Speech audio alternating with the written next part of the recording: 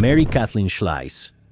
Oscuros secretos permanecieron ocultos detrás del caso sin resolver de Mary Kathleen Schleiss, una talentosa artista cuya vida fue trágicamente interrumpida en un día de febrero del año 1974.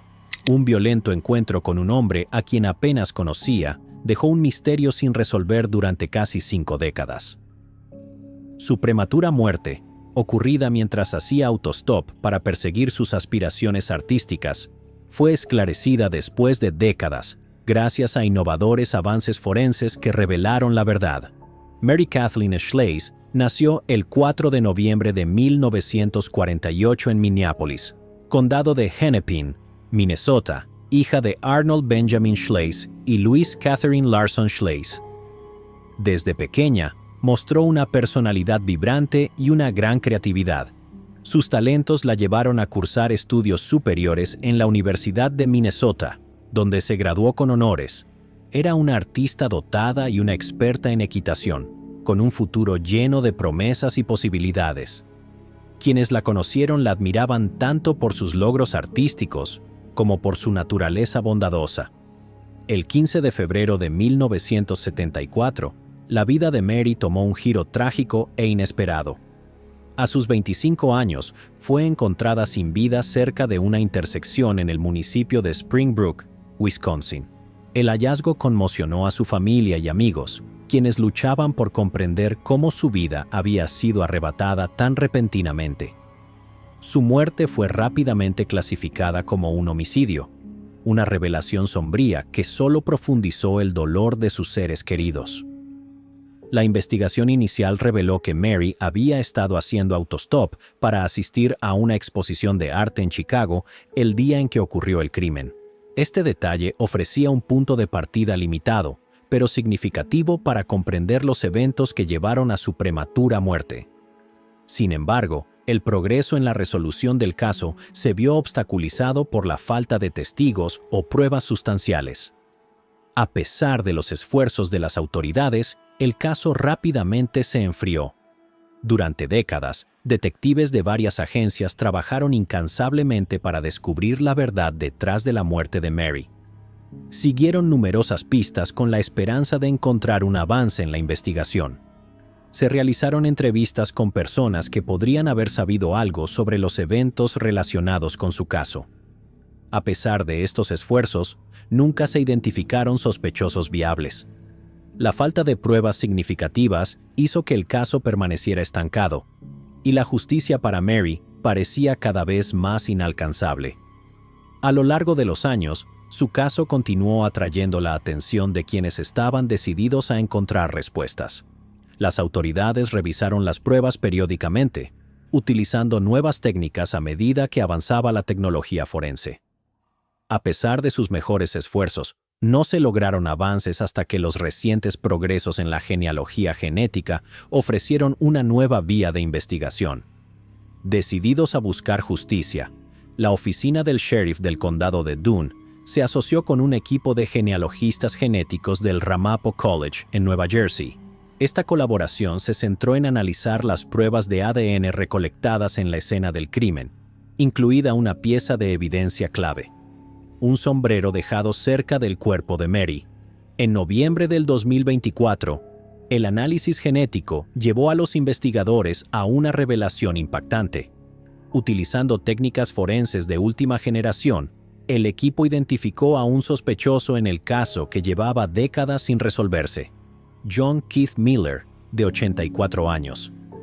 El gran avance se produjo cuando los investigadores descubrieron un cabello en el sombrero encontrado en la escena del crimen. El ADN extraído del cabello coincidió de manera concluyente con Miller, vinculándolo directamente con el homicidio. El sombrero, que luego se confirmó que pertenecía a Miller, se convirtió en una pieza fundamental para resolver el misterio de la trágica muerte de Mary. Con esta nueva evidencia, las autoridades localizaron a Miller en su apartamento en Owatonna, Minnesota. Después de años de incertidumbre y preguntas sin respuesta, los investigadores por fin tuvieron la oportunidad de confrontar al hombre responsable de la muerte de Mary. Durante la entrevista con Miller, este confirmó su participación en el homicidio de 1974. Su confesión marcó un punto de inflexión crucial en un caso que había permanecido sin resolver durante casi 5 décadas. Durante su declaración ante las autoridades, Miller proporcionó detalles escalofriantes sobre los eventos que llevaron a la muerte de Mary. Según la denuncia penal, Miller admitió haber recogido a la joven que hacía autostop mientras se dirigía a una exposición de arte en Chicago. Luego, hizo insinuaciones inapropiadas, pidiéndole contacto sexual. Cuando ella se negó, su comportamiento se volvió violento. En un momento de ira, tomó un cuchillo del interior del auto y la apuñaló fatalmente en la espalda. La brutalidad del ataque dejó a Mary con múltiples heridas de arma blanca. A pesar de la confesión de Miller, aún falta una pieza crucial de evidencia: el arma homicida. La ausencia del arma agrega otra capa de complejidad al caso. Sin embargo, la confesión de Miller y la evidencia de ADN han proporcionado a las autoridades suficiente información para presentar cargos en su contra. Miller enfrenta un cargo por homicidio en primer grado por su participación en el crimen de Mary Schleiss en 1974. Actualmente, el sospechoso está bajo custodia en el condado de Steele, Minnesota, mientras comienzan los procedimientos legales. Las autoridades han tomado medidas para garantizar su extradición al condado de Dunn, Wisconsin, donde se cometió el crimen y donde será juzgado. Para los investigadores que trabajaron incansablemente en este caso, el arresto de Miller representa la culminación de años de dedicación y perseverancia. Mientras Miller espera su extradición, la familia de Mary y la comunidad que lamentó su pérdida dio un paso más hacia la justicia.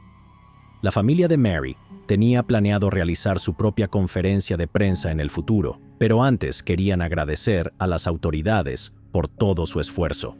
Nancy Anderson.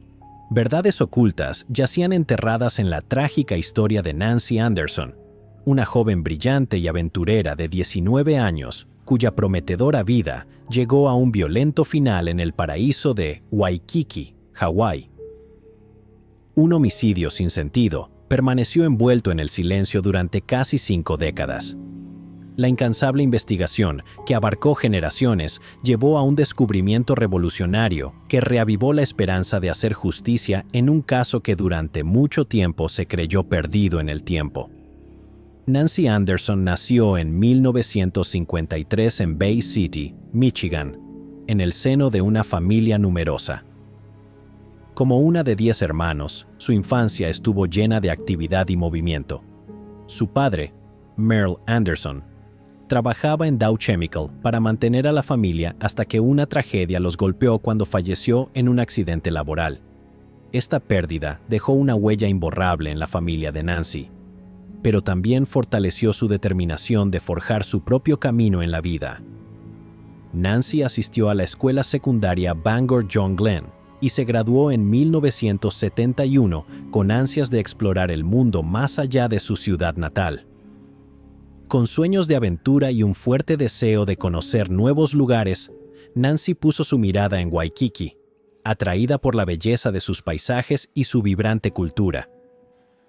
Planeaba pasar un tiempo en las islas antes de continuar su educación universitaria. Para mantenerse en este nuevo entorno, Nancy consiguió un trabajo en un restaurante McDonald's.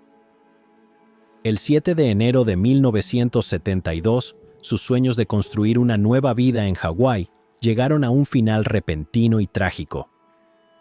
Apenas 2 meses después de mudarse a la pintoresca isla de Oahu, su vida fue violentamente arrebatada. Aquella tarde, su compañera de cuarto, Jodie Spooner, de 18 años, despertó de una siesta para encontrar una escena aterradora que cambiaría sus vidas para siempre. Nancy, con solo 19 años, fue hallada sin vida en el pequeño departamento que compartían. Los eventos que llevaron a su muerte comenzaron más temprano ese día, cuando 2 vendedores llegaron al apartamento para demostrar cubiertos de plata. Nancy, siempre educada y amable, los dejó entrar, mientras su compañera Jodie también participaba en la demostración cuando regresó a casa alrededor de las 2:30 de la tarde. Después de la presentación, ni Nancy ni Jodie compraron nada, por lo que los vendedores se marcharon. Jodie, Sintiéndose cansada, se retiró a su habitación para tomar una siesta, dejando a Nancy sola en el apartamento. Sin embargo, la tranquila tarde pronto tomó un giro siniestro. Jody despertó alrededor de las 5 de la tarde y se encontró con una escena inquietante. Notó que el agua del baño de Nancy seguía corriendo, lo que le pareció extraño, ya que creía que Nancy ya había salido para su turno en McDonald's. Cuando fue a revisar, la sombría realidad se hizo evidente. El cuerpo sin vida de Nancy fue descubierto en el baño, con múltiples heridas de arma blanca en el cuello, el pecho, el estómago, la espalda y los costados. Sus heridas también incluían lesiones defensivas, lo que indicaba que había luchado desesperadamente contra su atacante. Cuando las autoridades llegaron, la investigación comenzó de inmediato. La escena del crimen fue examinada meticulosamente, lo que permitió recuperar una cantidad significativa de pruebas. Se encontraron toallas ensangrentadas y se levantaron numerosas huellas dactilares del apartamento. La brutalidad del ataque y la presencia de heridas defensivas pintaban un cuadro aterrador de los últimos momentos de Nancy. Los vendedores que la habían visitado ese día fueron, naturalmente, los primeros en ser interrogados. Sin embargo, las entrevistas iniciales no arrojaron pistas concretas, dejando a los investigadores luchando por conectar las piezas del rompecabezas. Las huellas dactilares y las pruebas físicas ofrecieron algo de esperanza para futuros avances, pero en el periodo inmediato no se realizaron arrestos. Cuando la policía entrevistó a la compañera de cuarto, Jody, sobre los eventos de aquel fatídico día, ella recordó haber escuchado un ruido extraño alrededor de las 4:15 de la tarde mientras dormía la siesta. Inicialmente, no le dio importancia, ya que no se escucharon más sonidos después. Sin embargo, este detalle tomaría un significado escalofriante a medida que los investigadores reconstruían la cronología del caso. Los sospechosos inmediatos fueron los dos vendedores de cubiertos, Parker Graham y Jeffrey Alward, quienes habían visitado el apartamento más temprano ese día. Ambos cooperaron plenamente con la investigación, proporcionando sus huellas dactilares y sometiéndose a pruebas de polígrafo, las cuales los descartaron como sospechosos. La autopsia reveló el aterrador alcance de las heridas de Nancy. Había sido apuñalada un total de 60 veces, lo que resultó en 63 heridas, ya que 3 de las puñaladas provocaron heridas de salida. La brutalidad del ataque evidenció la ferocidad y la intención del agresor. Los expertos forenses determinaron que el arma utilizada probablemente era un cuchillo con una hoja de aproximadamente 10 milímetros de ancho y 60 milímetros de largo. Nancy había regresado a casa por Navidad el año anterior. Su hermana Betty mencionó más tarde: ella actuaba de manera extraña. Ella pensaba que algo le iba a pasar. Creo que Nancy tenía miedo de algo o de alguien. Durante décadas, el caso de Nancy Anderson permaneció sin resolver, un oscuro misterio congelado en el tiempo. Los avances en la ciencia forense ofrecieron algo de esperanza con el paso de los años, pero el caso seguía en la sombra sin una resolución clara. Los investigadores que trabajaron con dedicación en el caso se jubilaron, y nuevos detectives heredaron el expediente sin resolver, decididos a encontrar respuestas. Después de casi 50 años de silencio, surgió un avance gracias a la tecnología avanzada de ADN. Parabon Nanolabs intervino para ayudar con el caso. Utilizando técnicas de vanguardia, analizaron pruebas de ADN recolectadas en la escena del crimen décadas antes. Este enfoque había demostrado ser exitoso en la resolución de otros casos sin resolver, ofreciendo una renovada esperanza de que la justicia para Nancy por fin estuviera al alcance. En el año 2021, casi 5 décadas después de la muerte de Nancy, se produjo un avance significativo en el caso. Los investigadores obtuvieron una muestra de ADN del hijo de un exfiscal de Nevada. La muestra reveló una coincidencia familiar con el ADN encontrado en una toalla ensangrentada en la escena del crimen. Este descubrimiento clave llevó a las autoridades hasta Tudor Chirila, un abogado de 77 años que vivía en Reno, Nevada. El pasado de Chirila añadió otra capa de intriga a la investigación. En la década de 1970, había vivido en Honolulu, donde trabajó como asistente de posgrado en la Universidad de Hawái.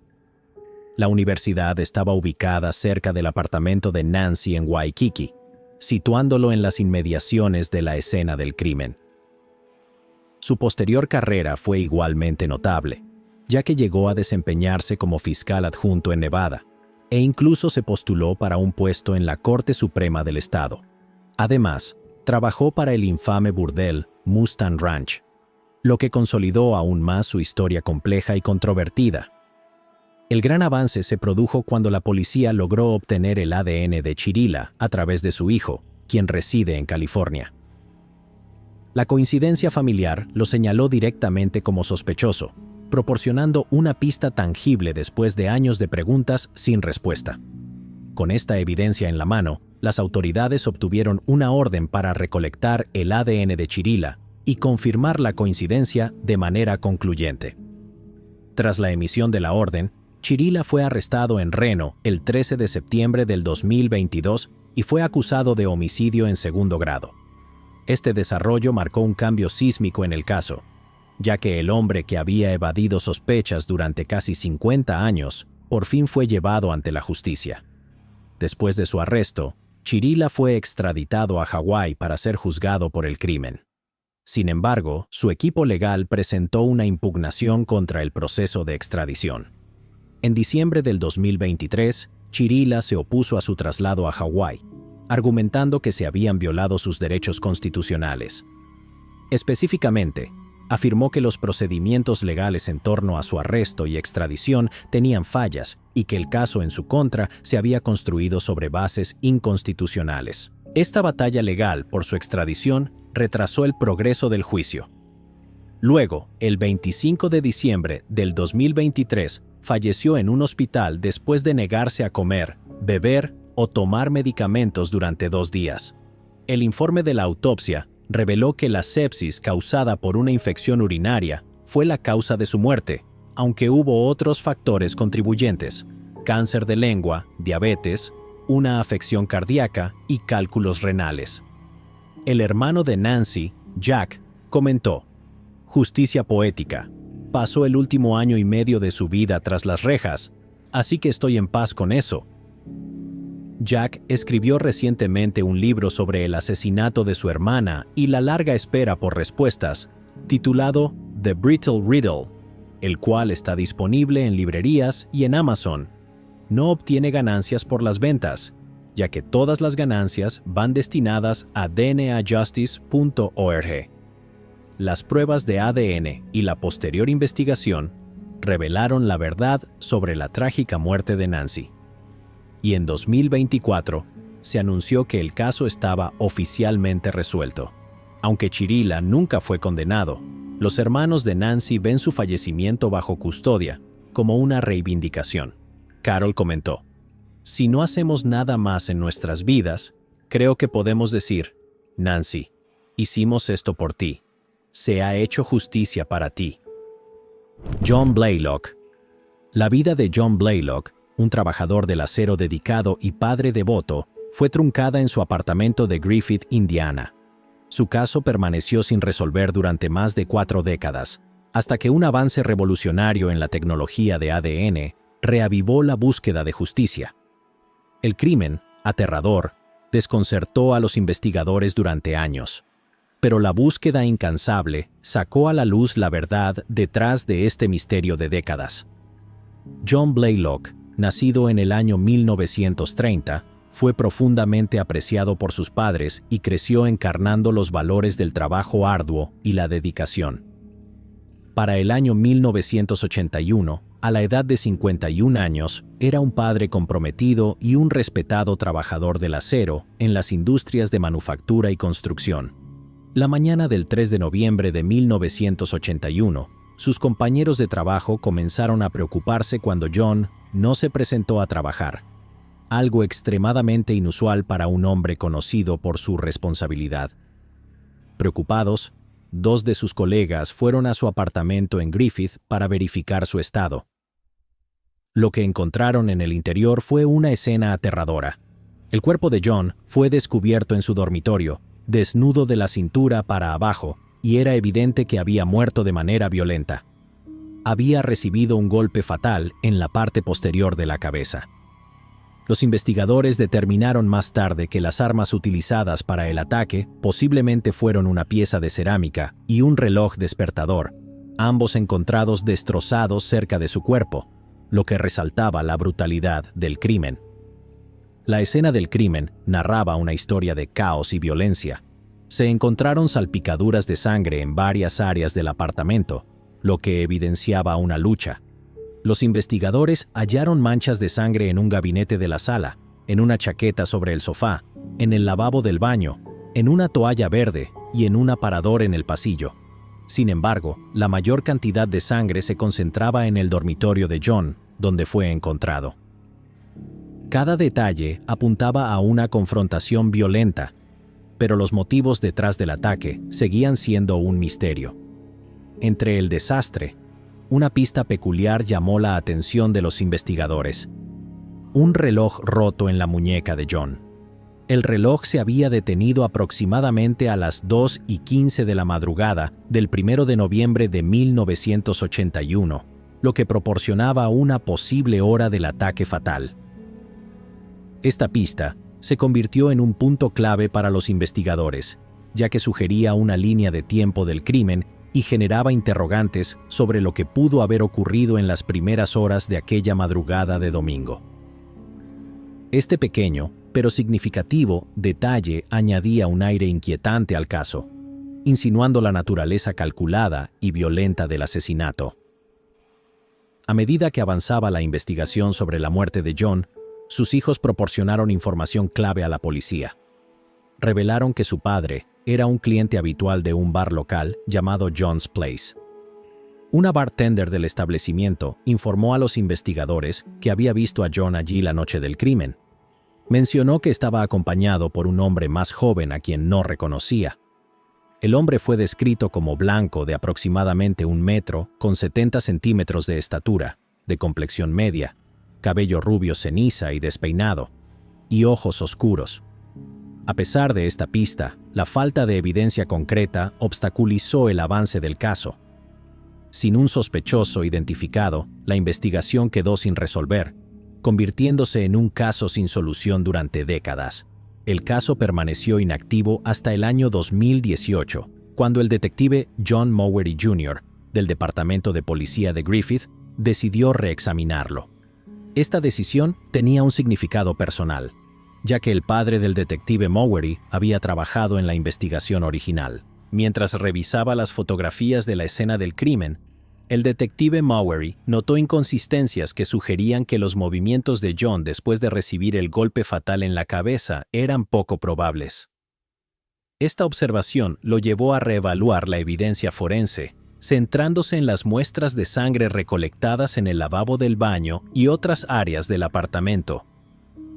Las muestras de sangre fueron enviadas al laboratorio de la Policía Estatal de Indiana para realizar pruebas de ADN, pero no se encontraron coincidencias en la base de datos criminal nacional.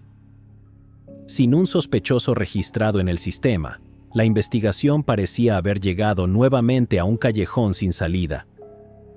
Decidido a seguir adelante, Mowery envió las muestras de ADN a Parabon Nanolabs. Utilizando bases de datos de compañías como 23andMe y Ancestry, Parabon buscó coincidencias de ADN familiar que pudieran llevar al responsable. En octubre del 2022, Parabon logró un gran avance. Identificó coincidencias con 3 miembros de una misma familia. Los investigadores comenzaron a descartar sospechosos utilizando pruebas adicionales.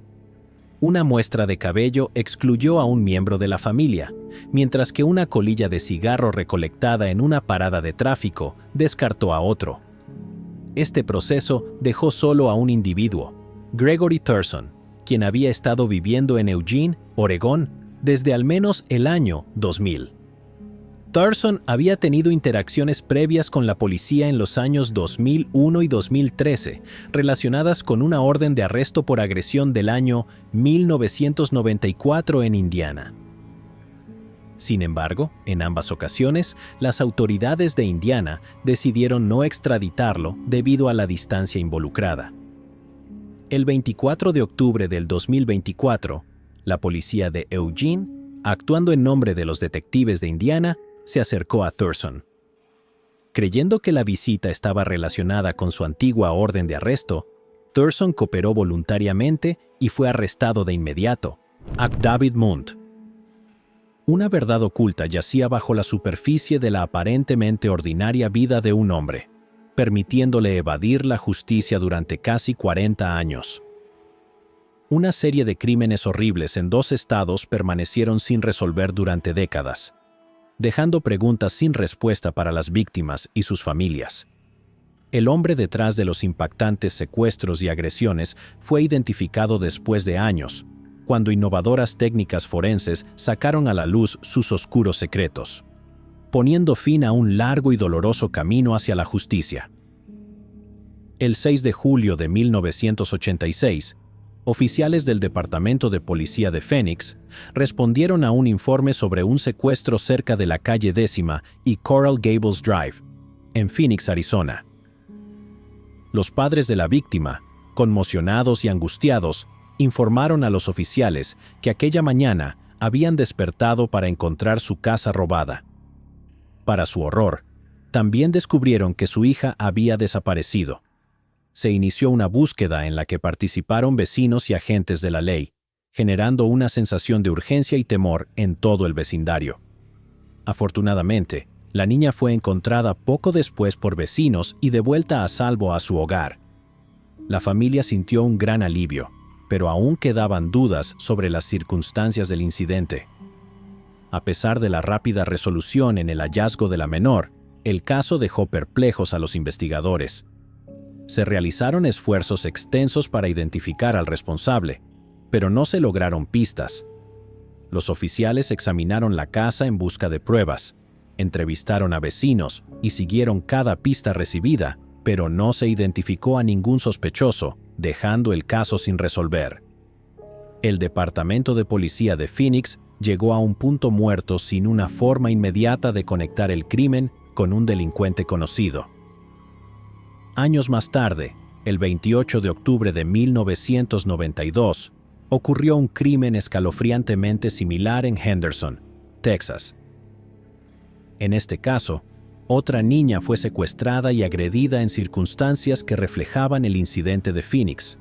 Al igual que en el caso anterior, las autoridades dedicaron recursos significativos para resolver el crimen. Las pruebas recolectadas en la escena fueron analizadas meticulosamente e ingresadas en la base de datos CODIS. A pesar de estos esfuerzos, no se encontró una coincidencia inmediata con un individuo conocido, dejando nuevamente a los investigadores sin un sospechoso.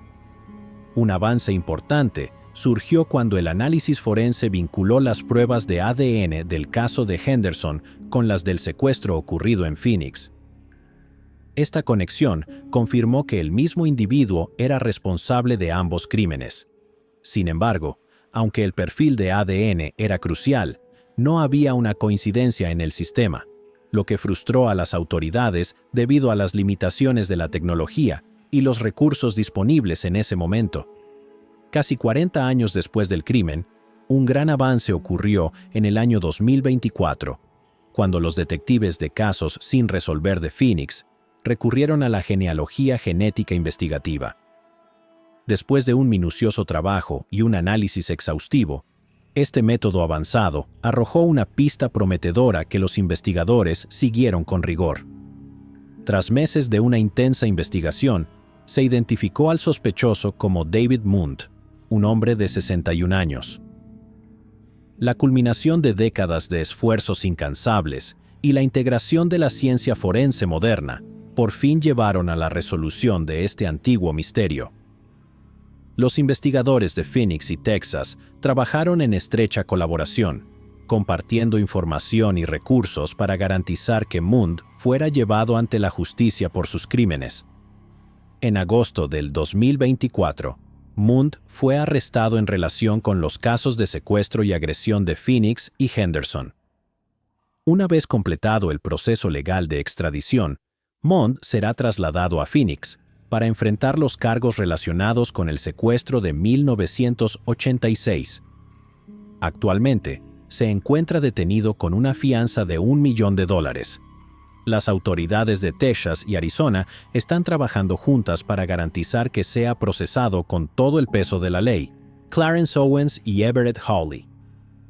Dos amigos desaparecieron mientras se dirigían a realizar una tasación de terrenos cerca del condado de German, Illinois.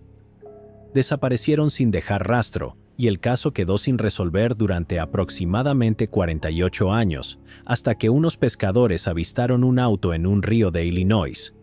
En 1976, Everett Hawley tenía 72 años y era residente de Stockton, Illinois. Clarence Owens tenía 65 años y vivía en Freeport, Illinois.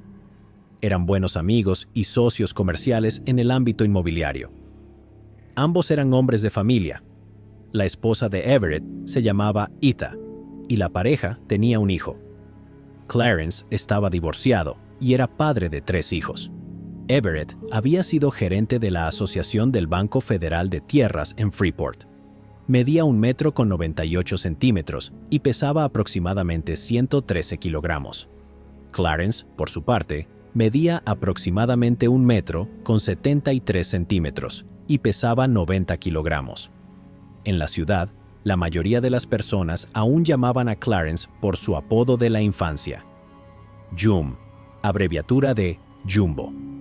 Pasó toda su vida trabajando en bienes raíces y desarrollo de terrenos.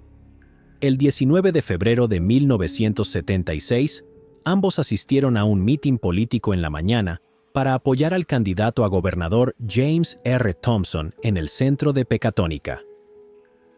Después, comieron pastel y tomaron café en una cafetería cercana. Se detuvieron en una subasta de granja al oeste de Byron, en el condado de Ogle, y planeaban realizar una tasación de terrenos cerca de German Valley, en el condado de Stephenson.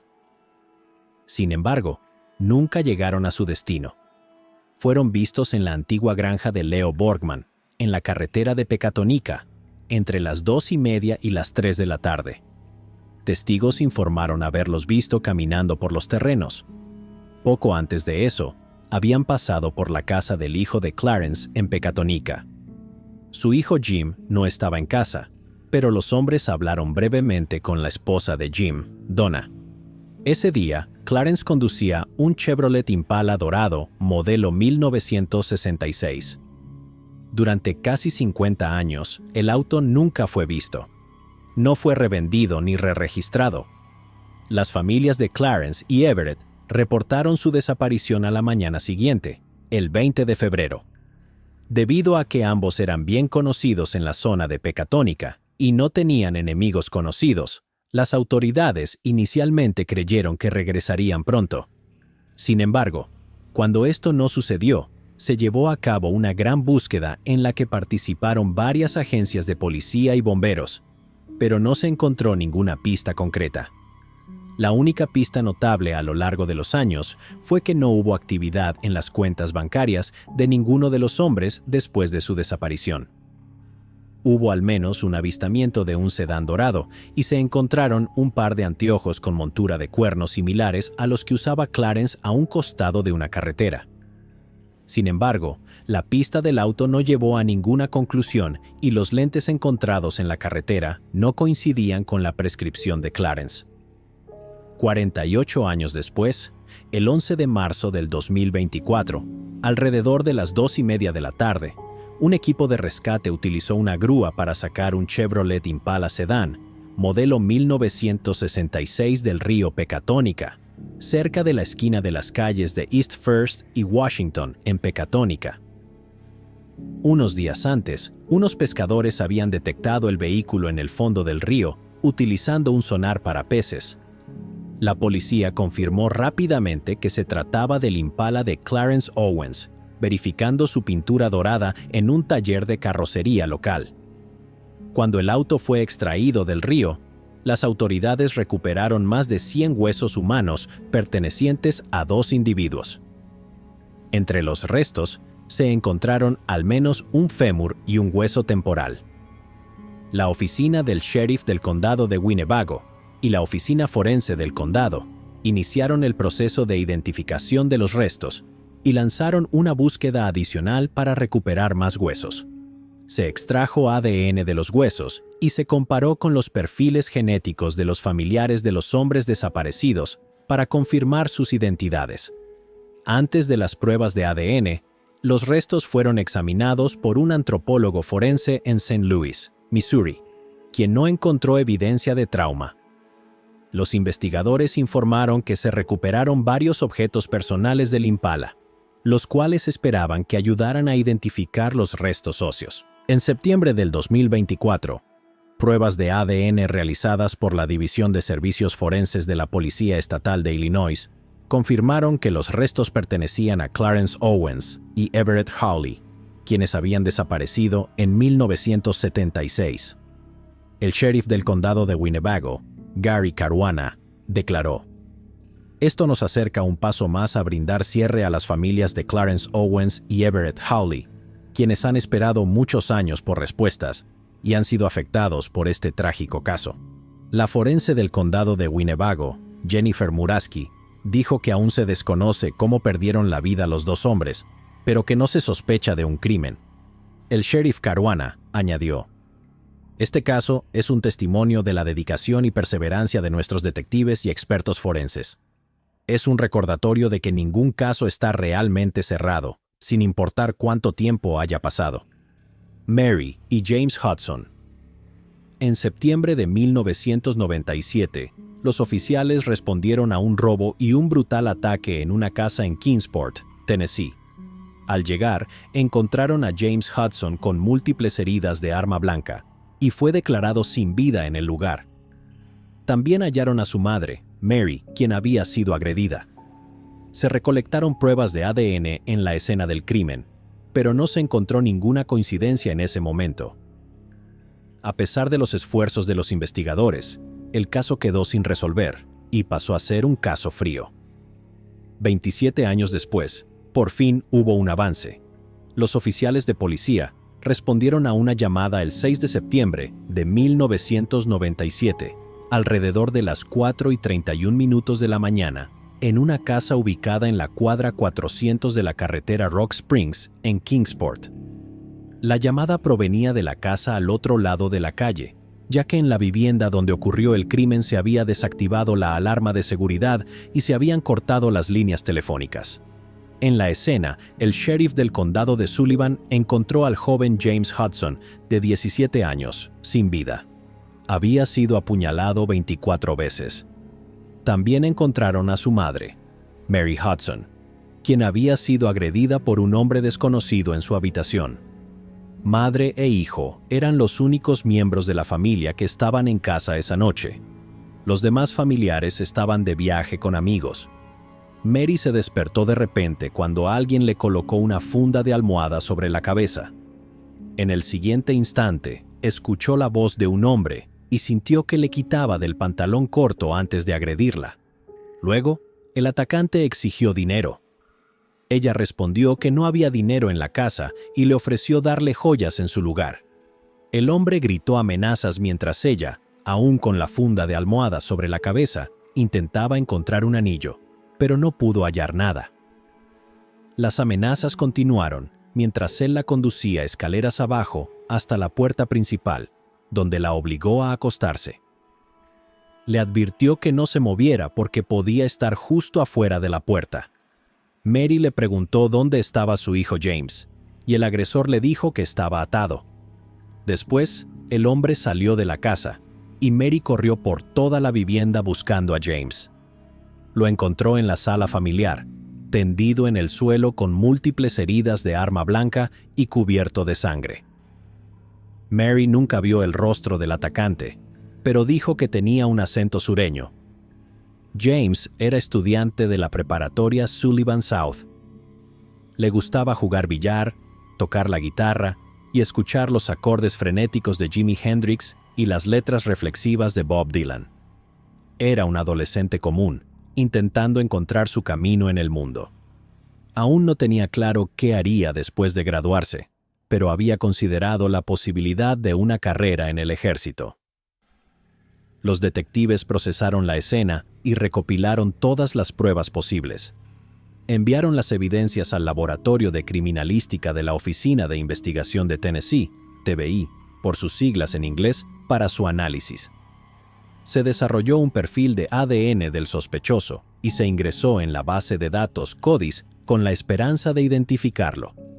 Sin embargo, no hubo coincidencias con ninguna persona conocida y, a pesar de los extensos esfuerzos de investigación a lo largo de los años, el caso permaneció sin resolver. Mary Hudson falleció un año después del crimen de 1997 debido a cáncer de pulmón, a pesar de haber sido una corredora entusiasta que nunca fumó. En 2023, los detectives de la oficina del sheriff del condado de Sullivan reabrieron el caso y comenzaron a revisar las pruebas en colaboración con agentes de la TBI como parte de la iniciativa de casos no resueltos de la agencia. Se tomó la decisión de trabajar con Outram, un laboratorio especializado en análisis avanzado de ADN, con la esperanza de identificar al sospechoso y resolver el misterio de décadas. Se identificó a un posible sospechoso, George Robinson, nacido el 22 de marzo de 1964. Fue localizado en Kingsport y los investigadores obtuvieron una muestra de su ADN. La muestra y otras evidencias fueron enviadas al Laboratorio de Criminalística de la TBI para un análisis más detallado. Los científicos forenses de la TBI compararon directamente el ADN de Robinson con el perfil genético obtenido de la evidencia recolectada en 1997 y concluyeron que era una coincidencia confirmada. El 20 de noviembre del 2024, un gran jurado del condado de Sullivan presentó una acusación formal contra George Robinson por homicidio. Cuando los agentes intentaron arrestarlo, Robinson se atrincheró dentro de su departamento. El equipo SWAT del condado de Sullivan respondió a la escena en el apartamento de Robinson, ubicado en Hillview Drive en Kingsport, e intentó negociar con él. Sin embargo, Robinson se negó a cooperar. Tras varias horas, el equipo SWAT ingresó al departamento, momento en el que Robinson se disparó a sí mismo.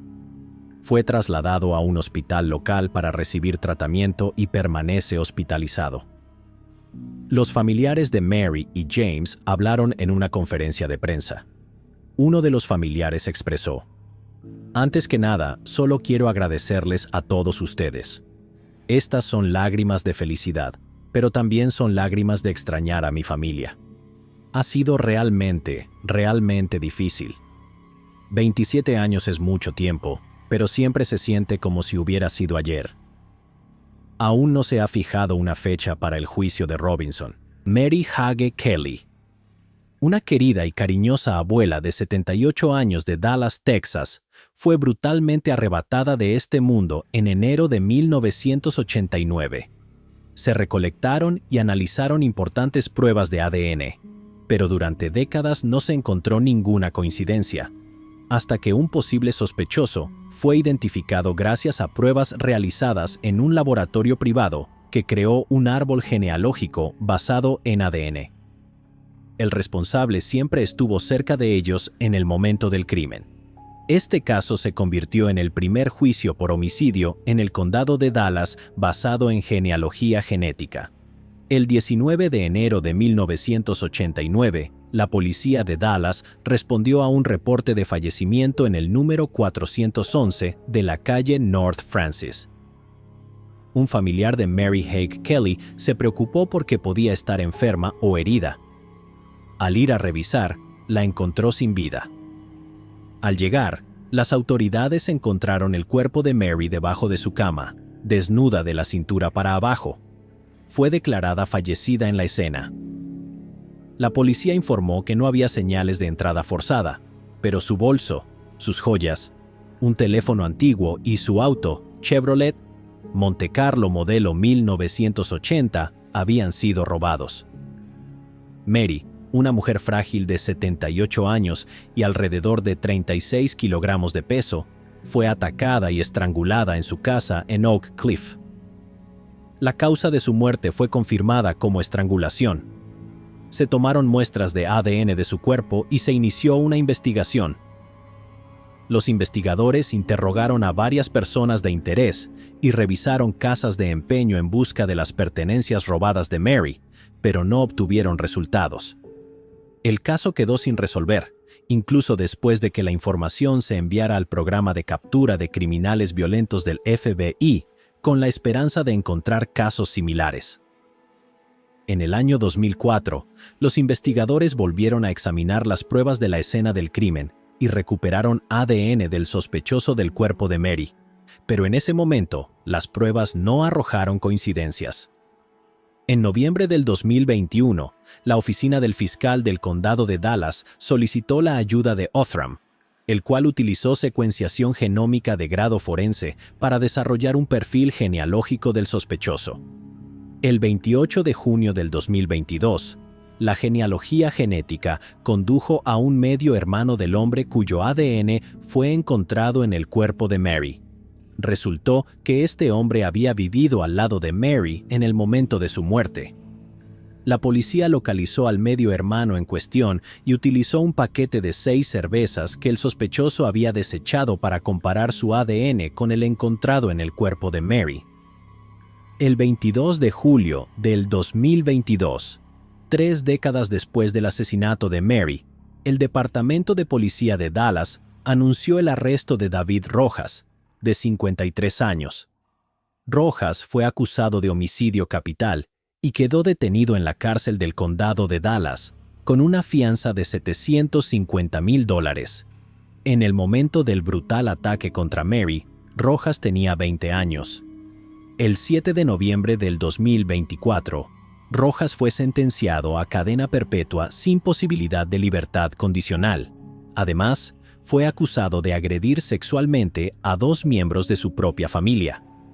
Después de que la jueza Lila Lawrence May dictara sentencia, las víctimas y familiares se dirigieron a Rojas con declaraciones personales. Uno de los 6 jurados varones se quedó a escuchar y lloró mientras oía los testimonios de 2 mujeres familiares de Rojas, a quienes él había agredido cuando tenían aproximadamente 9 y 12 años. Una de las víctimas dijo en su declaración que estaba contenta de que el jurado lo encontrara culpable. Dijo: «Lo que me hiciste a mí, a mi hermana y especialmente a mi mamá. Lo que les hiciste a las mujeres y los niños. Eres una persona enferma. Esta será la última vez en tu vida que pongas tus manos sobre una mujer». Tammy Tignor. La vida de una mujer fue brutalmente arrebatada y su cuerpo fue abandonado en un bosque de Nueva Jersey. Su madre mantuvo la esperanza y deseó cada año que su asesino algún día fuera llevado ante la justicia. Los investigadores no tenían muchas pistas, excepto el testimonio de un testigo y ADN encontrado en el cuerpo de la víctima, el cual no pudo ser fácilmente vinculado a un sospechoso, y el caso quedó sin resolver. Décadas después de que su cuerpo fuera encontrado, un sospechoso ha sido extraditado desde Canadá para enfrentar cargos por el homicidio que cometió.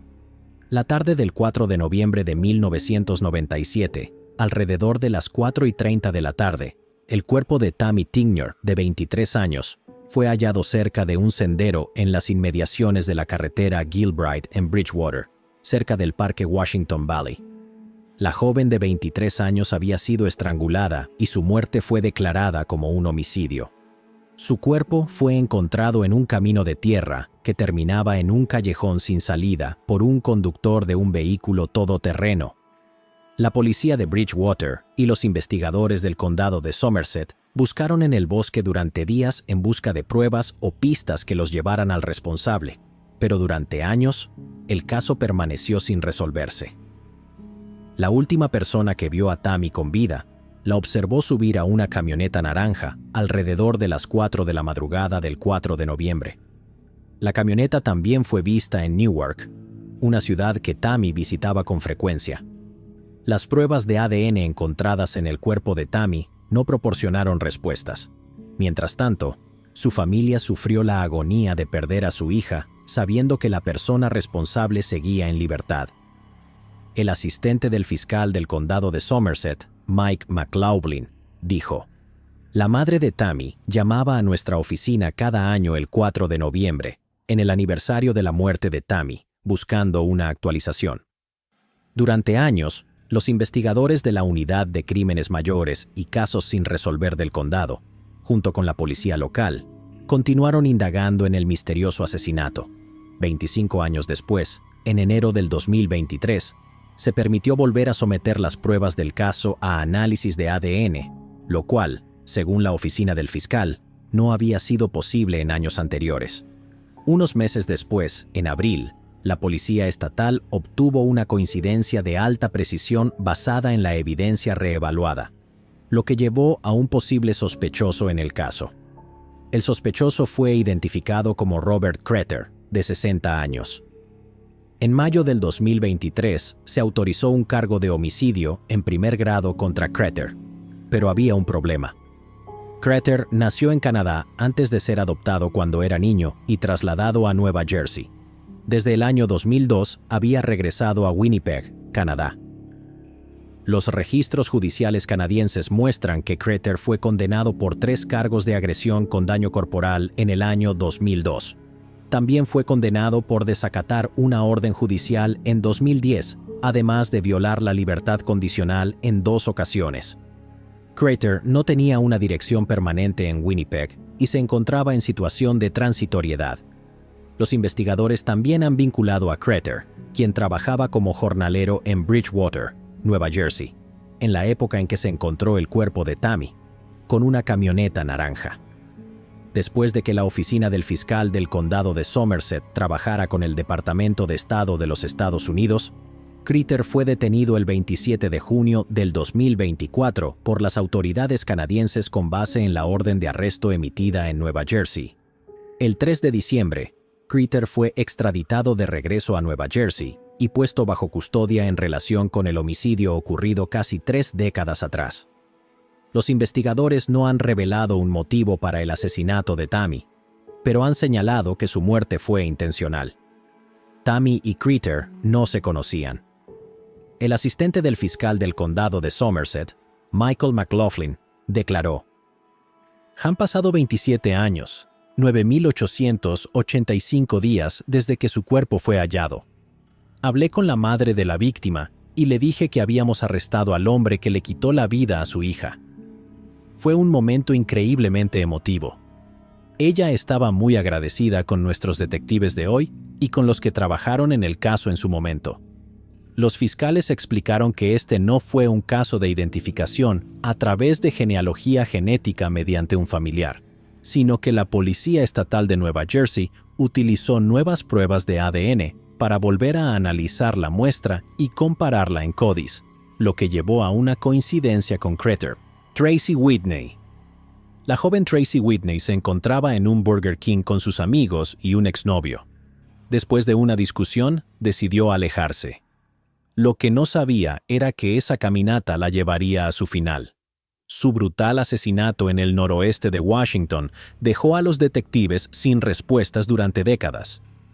Sin éxito y sin pistas, el caso quedó sin resolver hasta que las pruebas de ADN ayudaron a esclarecerlo. El 27 de agosto de 1988, Tracy Whitney, de 18 años, se encontraba en un restaurante de Burger King con algunos amigos y un exnovio. Mientras estaba allí, tuvo una discusión y decidió marcharse del lugar en Federal Way. 13 horas después, su cuerpo fue encontrado por pescadores en un banco de arena donde confluyen los ríos Stuck y Puyallup, cerca de la ciudad de Sumner. La escena del crimen donde se encontró su cuerpo fue descrita como espantosa. Fue hallada sin ropa y su autopsia confirmó que la causa de su muerte fue asfixia por estrangulamiento y probable sofocación. Se cree que fue golpeada y agredida, lo que fue corroborado por otros hallazgos de la autopsia. En el momento de la muerte de Tracy, los detectives del condado de Pierce intentaron encontrar pistas sobre el responsable de su asesinato,